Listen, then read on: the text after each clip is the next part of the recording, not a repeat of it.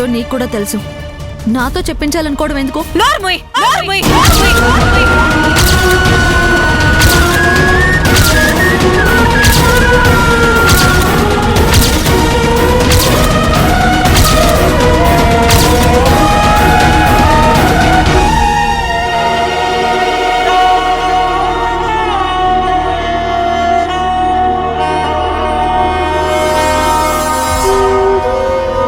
నీ గురించి నీ పొగరు గురించి తెలియని వాళ్ళకి చెప్పు.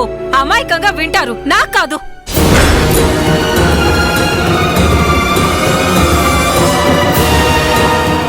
అమ్మా ఆవేశపడకమ్మా, ఒక క్షణం ఆలోచించు. నాన్న షర్ట్ నీళ్ళు ఎందుకు కాలుస్తుంది? తనకేం అవసరం అమ్మా? అవసరం కాదురా, తనని వ్యతిరేకిస్తున్నందుకు తీర్చుకుంటున్న ప్రతీకారం.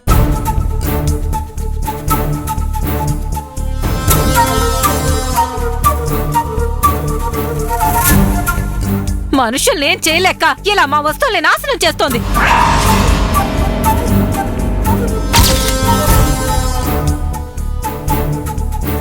లేదమ్మా, నీళ్ళు నిజంగా అలాంటి మనిషి అయితే ఇన్ని రోజులు మన ఇంట్లో ఉండలేదు.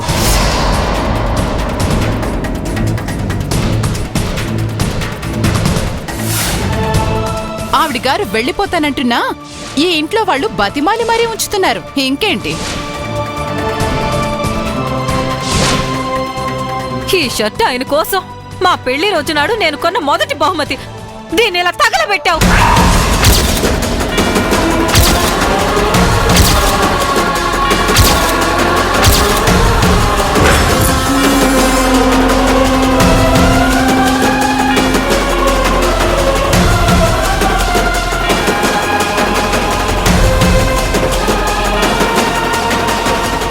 అవునులే, తోటి మనుషులకి గౌరవం ఇవ్వలేని నీకు విలువల గురించి ప్రేమల గురించి ఎలా తెలుస్తుందిలే?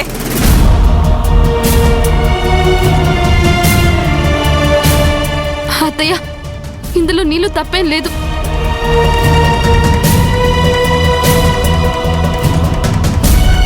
తనకి ఐరన్ చేయడం తెలుసు అనుకొని నమ్మకంగా ఇచ్చి మీ ముందు ఫూల్ అయ్యాను.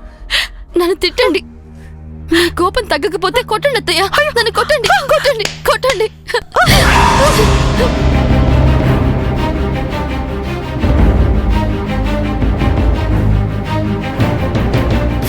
నువ్వెందుకమ్మా క్షమాపణలు చెప్పటం? ఇంత చేసినా సరే కనీసం తప్పు తనది అని ఒప్పుకోకుండా ఎంత పొగరుగా నిల్చుందో చూడు.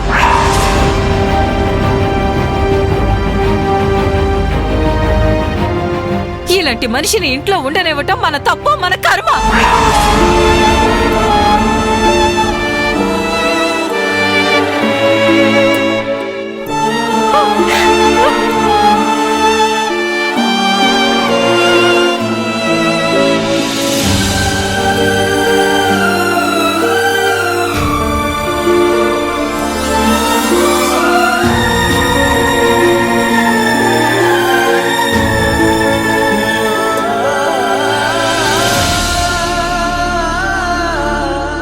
అసలు ఏం జరిగింది నీళ్ళు?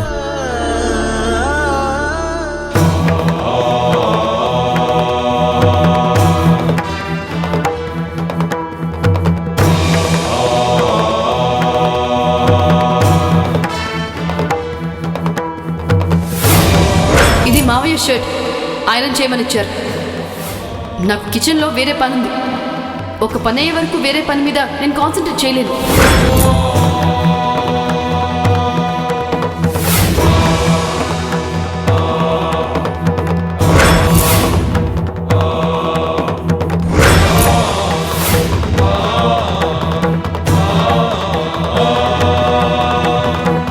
చేసింది చాలు కానీ ఇక వెళ్ళు, నేను చేస్తాను.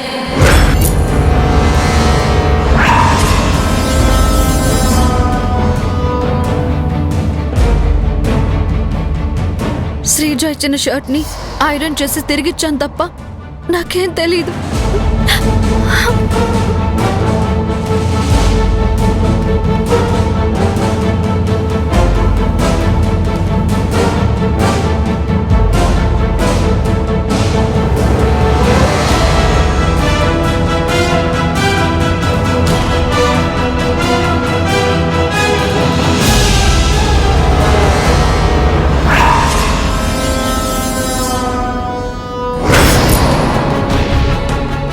ఏంటండి ఇది? పాపం బిడ్డ ఏ ముహూర్తానింటికొచ్చిందో కాని నీలాపనిందలు పడుతూనే ఉంది.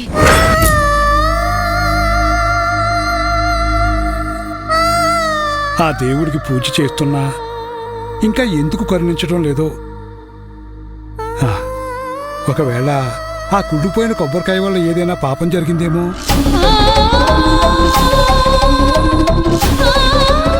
ఒకసారి పంతులు గారితో మాట్లాడనా? సరే, మాట్లాడి చూడండి. ఆయన ఏదైనా పరిష్కారం చెప్తారేమో చూద్దాం.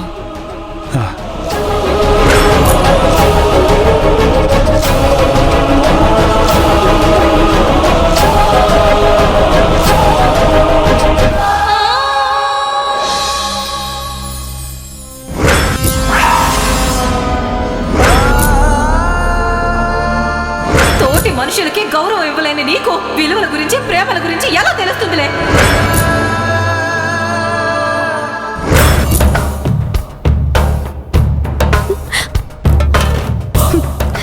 నీలు, ఎందుకమ్మా కన్నీళ్ళు?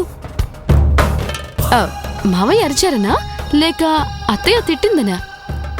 కాదు, నీ గురించి తెలిసి కూడా నీ మాటలు నమ్మి ఐరన్ చేసిచ్చినందుకు. ఓ, అయితే మొత్తం నా ప్లాన్ అని తెలిసిపోయిందా? మరి ఇంత తెలిసిందానివి పని చెప్పగానే ఎందుకు ఒప్పుకున్నావు? అప్పుడు మావయ్యకి లేట్ అవుతుందని మాత్రమే ఆలోచించాను. ఇప్పుడు తలుచుకొని ఏడుస్తుంటే జరిగింది మొత్తం ఫ్లాష్ కట్స్ లో కళ్ళ ముందు కదిలిందా?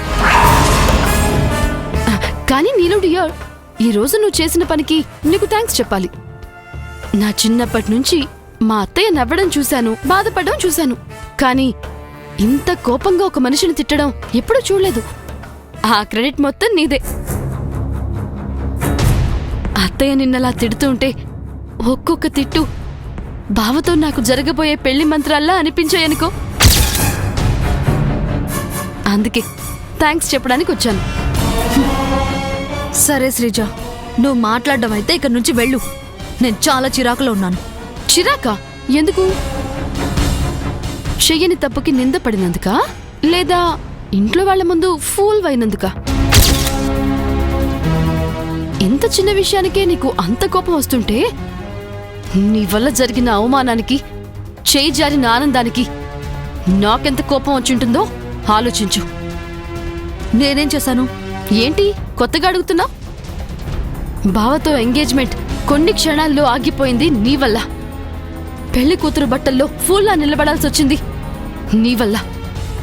చెయ్యని తప్పుకి శిక్షగా బావకి దూరం అయింది నీ వల్ల.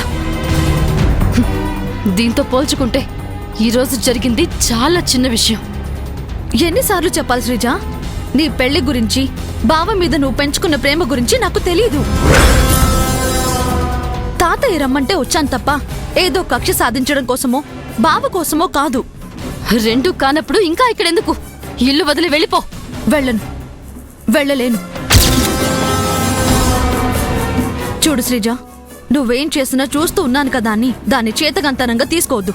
అబ్బా, ఆహా, అలా కూడా అనిపిస్తోందా? నీ ఆయువు పట్టు లాంటి సీక్రెట్ మా చేతుల్లో ఉన్నంత కాలం నువ్వు చేతగాని దానివే, మా చేతుల్లో తోలుబొమ్మవే. సరే, నువ్వేదైనా అనుకో. ఇక వెళ్తావా? థ్యాంక్స్ చెప్తే వెళ్తాను. ఈరోజు నిన్ను బాధ పెట్టడమే కాదు, నీకో సహాయం కూడా చేశాను. కానీ అది నీకు తెలియడం లేదు. సహాయమా? ఏంటది? ఇందాక అత్తయ్య మావయ్య ఆవేశంలో ఉన్నప్పుడు నీ రహస్య ప్రేమ కథ గురించి చెప్పనందుకు.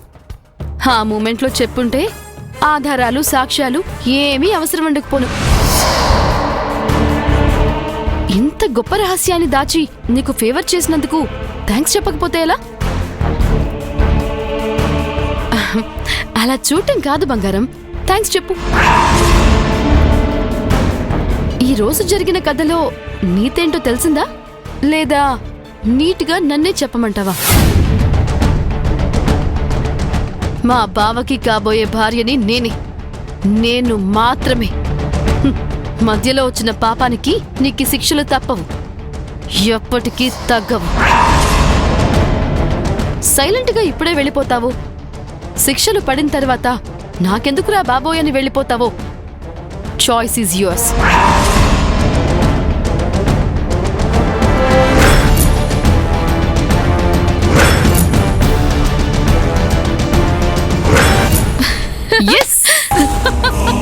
దాని మొహం చూడాలమ్మా. మావయ్య షర్ట్ కంటే ఎక్కువగా మాడిపోయింది. ఫినిషింగ్ టచ్ లా ఉంటుందని ఇప్పుడు కూడా వెళ్ళి చిన్న వార్నింగ్ ఇచ్చొచ్చా. ఫినిషింగ్ ఏంటి శ్రీజ, ఇంకా ఇది స్టార్టింగ్. వచ్చినప్పటి నుండి వార్నింగ్లు ఇస్తున్నారు. ఏం చెయ్యర్లే అనుకున్న దానికి మనం తలుచుకుంటే ఏదైనా చెయ్యగలమని బాగా అర్థమై ఉంటుంది.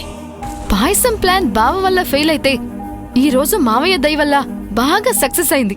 అవ్వలేదు, బావ మీద నీ ప్రేమే సక్సెస్ చేసింది. దాన్ని సక్సెస్ అనరు, సాడిజం అంటారు. సాడిజం అంటారు.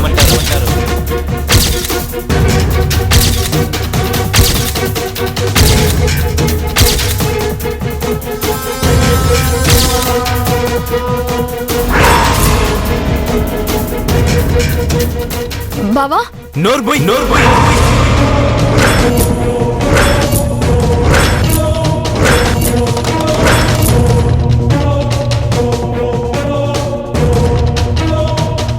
ఆ రోజు నువ్వు నా ప్రేమకు సపోర్ట్ చేస్తాను, నీళ్ళతో పెళ్లికి సాయం చేస్తాను అంటే పిచ్చోళ్ళ నమ్మాను. ఇదేనా నువ్వు చేసే సాయం? వికాస్, నీలు చేసిన తప్పుకి శ్రీజ మీద సీరియస్ అవుతావేంటి? అత్తయ్య ప్లీజ్. ఎవరు ఏం చేశారు, ఎవరు ఎలాంటి వారో అన్నీ నాకు తెలుసు. దయచేసి మీరు కాసేపు మాట్లాడుకున్నా ఉండండి. నువ్వు చెప్పు, ఈ షర్ట్ కాల్చింది నువ్వా కాదా? నేనెందుకు చేస్తాను బావా? ఇప్పటికీ నాకు నీళ్ళు అంటే గౌరవం, నీ ప్రేమ మీద నమ్మకం ఉంది. చాలు శ్రీజ, ఇక ఆపు నీ నటన. నా నీళ్ళు గురించి, తన బిహేవియర్ గురించి ఒకరు చెప్తే తెలుసుకునే స్థితిలో నేను లేను, ఉండను. ఇలా చీప్ ట్రిక్స్ చేసే బుద్ధి చీప్ మనుషులకు ఉంటుంది కానీ నా నీళ్ళు కాదు. ప్లీజ్ బావా, నీకు దండం పెడతాను, నా మీద కోపడద్దు, నేను తట్టుకోలేను. నేనే తప్పు చేయలేదు, నన్ను నమ్ము. నేను నమ్మను. మనం ఏం చేసినా సపోర్ట్ చేసే వాళ్ళు చుట్టూ ఉంటే తప్పుకి ఒప్పుకి తేడా తెలీదు, ఏం చెప్పినా అర్థము కాదు. నీళ్ళు నా కోసం ఈ ఇంటికొచ్చింది. తనకి ఎవరి మీద ద్వేషం లేదన్న విషయం నాతో పాటు మీకు కూడా తెలుసు. అలాంటిది ఈ పని ఎందుకు చేస్తుంది అంటే ఏదైనా పొరపాటుగా జరిగుండొచ్చు కదా అని ఇప్పుడు అనిపిస్తుందా? కాదు బావా, అప్పుడే అనిపించింది. అబద్ధాలు చెప్పడానికి కూడా హద్దుంటుంది శ్రీజ. నీకు నిజంగా అప్పుడే అనిపించుంటే ఈ మాట ఇందాక గొడవ జరుగుతున్నప్పుడు తనని సపోర్ట్ చేస్తూ మాట్లాడేదానివే తప్ప అందరితో కలిసి ఆవేశపడేదానివి కాదు. నిజం చెప్పు, ఆ రోజు పాయసంలో సాల్ట్ కలిపింది కూడా నువ్వే కదూ? సాల్ట్ ఏంటి బావా? నేను కాదు, నాకేం తెలీదు. నువ్వు కాదంటే మరింకెవరు? వికాస్, నువ్వు మా మీద కోపంతో ఉన్నావు. ఇప్పుడు మేమేం చెప్పినా తప్పులు వెతుకుతావు తప్ప ఓపిగ్గా విని అర్థం చేసుకో. అత్తయ్య, మీ మంచితనమంతా ఇలా మాటల్లో కాదు, చేసే పనుల్లో కూడా ఉంటే నాతో పాటు మీ అమ్మాయి కూడా ఏ ప్రాబ్లం లేకుండా సంతోషంగా ఉంటుంది. ఇదే నీకు ఫస్ట్ అండ్ లాస్ట్ వార్నింగ్. ఇలాంటి చీప్ ట్రిక్స్ ప్లే చేసి నీళ్ళుని నా నుండి, ఈ ఇంటి నుండి దూరం చేయాలనుకుంటున్నావేమో. తన చుట్టూ నేనున్నాను. తన్ని టచ్ చేసి సాహసం చేస్తే నా అనుకున్న వాళ్ళని నో అనుకోవడం క్షణాల్లో పని.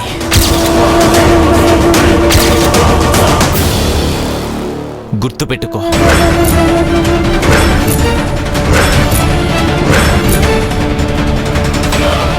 వికాస్,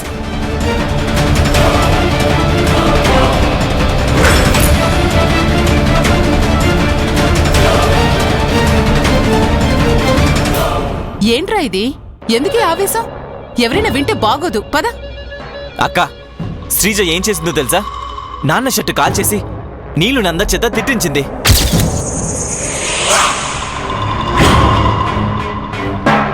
ఏంటి శ్రీజ ఇది? ఎందుకు ఇలా చేసావు? ఇది పద్ధతి కాదు.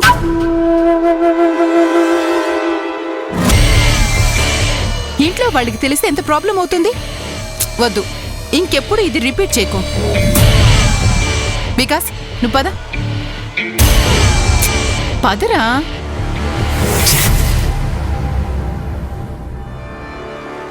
వికాస్కెలా తెలిసింది? శాంతిదూతలా సందేశం ఇచ్చావు కదా, నువ్వే అడగాల్సింది. నేనొచ్చి ఆపకపోతే వాడి కోపం కేకల రూపంలో ఇల్లంతా వినబడేది, మన నిజ స్వరూపం బయటపడేది. ఇప్పుడు ఇలా మాట్లాడుతున్నావు, బాగున్నప్పుడు మాత్రం నన్ను తిడుతున్నావు. శ్రీజ, మనిషి జీవితంలో మంచితనం అనే ముసుగు చాలా ముఖ్యం. ఎదుటి వాళ్ళని నమ్మించడానికి, నచ్చిన పని చేయించుకోవడానికి అనాదిగా వస్తున్న ఆచారం ఇది. వికాస్ దృష్టిలో వాడి మంచి కోరే అక్కని మాత్రమే, కాని నా దృష్టి మొత్తం నీకు వికాస్కి పెళ్లి చేయటమే. వికాస్ వచ్చి సీరియస్గా ఇంత వార్నింగ్ ఇచ్చాక ఇంకేం చెయ్యాలో నాకు అర్థం కావడం లేదు. ఏంటత్తయ్య మీరు కూడా ఇంత చెప్పాక కూడా అర్థం కాకపోతే ఎలా?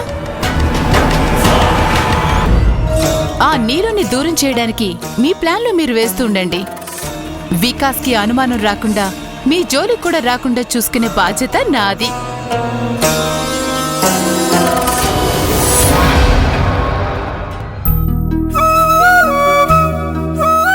శివాని, అమ్మాయిని అబ్బాయిని త్వరగా రెడీ అవ్వమను. ఇదిగో మన వాళ్ళందరూ వచ్చేసారు చూడు.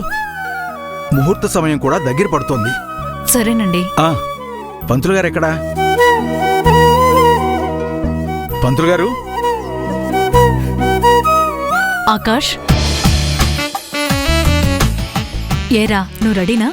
ఎప్పుడో. వెళ్ళి కొత్త కోడలు రెడీ అయిందో లేదో చూడు. నా కోడలికేరా, కుందనపు బొమ్మ.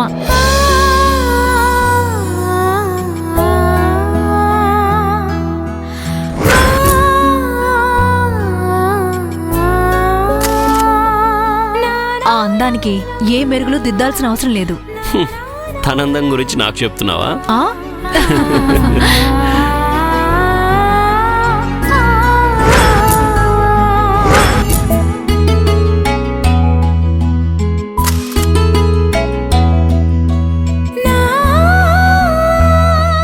కళ్యాణ పొన్ను రొంబ అழகா இருக்கே. ఇంత రెడీ చేసి అలా తిడుతుందండి నీళ్ళు. తిట్టడం లేదు, చాలా అందంగా ఉన్నావు అంటుంది. ఓహో అవునా, అయితే పర్వాలేదు. ఆ విధంగా పెళ్లి పేరుతో అచ్చ తెలుగు అమ్మాయి తమిళ పొన్నుగా మారిపోయిందనమాట. షటప్ అబి. నాకు వీళ్ల సంప్రదాయాలు, పద్ధతులు చాలా కొత్తగా, సర్ప్రైజింగ్ గా ఉన్నాయి. అవును నీళ్ళు, నాకు కూడా. ఈ టైంలో దివ్య కూడా మనతో ఉంటే చాలా సరదాగా ఉండేది కదా. అవును, కానీ ఆ ఛాన్స్ లేదు కదా. చాలా థ్యాంక్స్ అబి. దేనికి? ఫొటోస్ తీస్తున్నందుకా? కాదు, నాకంటూ ఎవరూ లేరనుకోకుండా నువ్వు పక్కనే ఉన్నందుకు. కమాన్ నీళ్ళు, మనం ఫ్రెండ్స్. అవసరమైనప్పుడు తోడుగా ఉండాలి, ఆపదలో ఉన్నప్పుడు ధైర్యంగా నిలబడాలి. ఫ్రెండ్షిప్ లో నువ్వు ఫార్మాలిటీస్ పెట్టి నన్ను ఇబ్బంది పెట్టదు. సరే సార్, ఇక నుంచి నో థ్యాంక్స్, నో సారీ.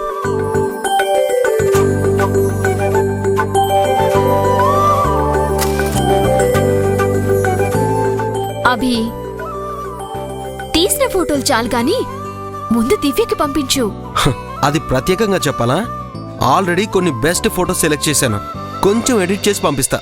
వద్దు, ఎలా తీసావో అలాగే పంపించు. తను అమ్మకి చూపిస్తుంది. మా అమ్మ ఇక్కడికి రాలేకపోయినా ఆ ఫోటోల్లో పెళ్లి కూతురుగా నేను ఎలా ఉన్నానో చూసినట్టుంటుంది. అమ్మ నవ్వుతూ చూస్తే చాలు, ఆ ఆనందమే నాకు ఆశీర్వాదం అవుతుంది. సరే నీళ్ళు, ఇప్పుడు పంపిస్తాను.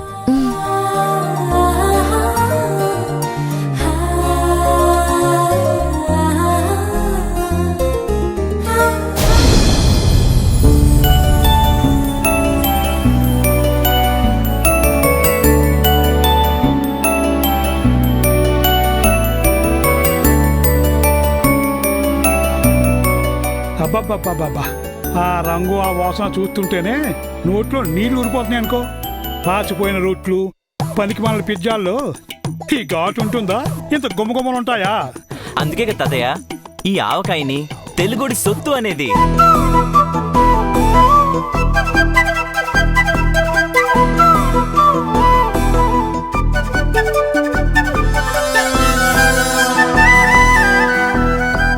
రే, బయట ఎండవేడి, ఇంట్లో ఆవకాయ జాడి, ఈ రెండూ లేకపోతే అసలు వేసవికాలమే కాదనుకో. అబ్బబ్బబ్బబ్బా! Super super. వేడన్నంలో కొత్త ఆవకాయ కలిపి తింటే ఉంటది దీని సిగదరగా. అమృతానికి అమ్మమ్మ అనుకో.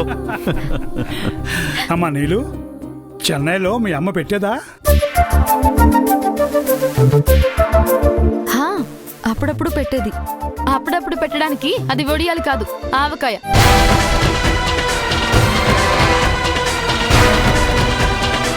సంవత్సరానికి ఒకేసారి అది సమ్మర్లో పెడతారు. అది కూడా తెలీదా నీకు?